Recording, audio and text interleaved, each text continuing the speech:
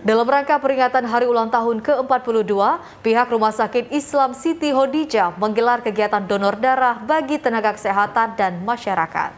Dengan kita mengucapkan Bismillahirrahmanirrahim, acara ini kita buka Bismillahirrahmanirrahim.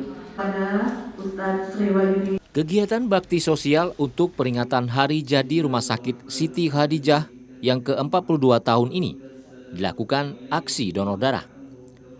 Ini dilakukan mengingat kebutuhan akan darah bagi pasien di Rumah Sakit Siti Khadijah yang cukup besar. Selain para tenaga kesehatan dan staf Rumah Sakit Islam Siti Khadijah, masyarakat umum pun dapat mengikuti bakti sosial ini.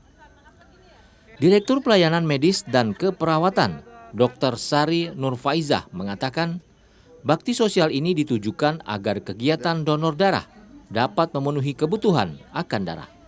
Acara donor darah yang dilaksanakan di Rumah Sakit Islam Siti Khadijah ini adalah dalam rangka peringatan Rumah Sakit Islam Siti Khadijah yang ke-42.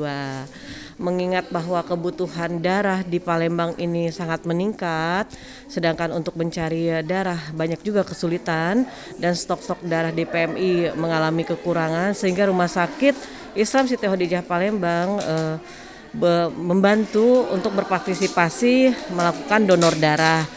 Insya Allah mudah-mudahan dengan acara ini bisa mencukupi kebutuhan darah.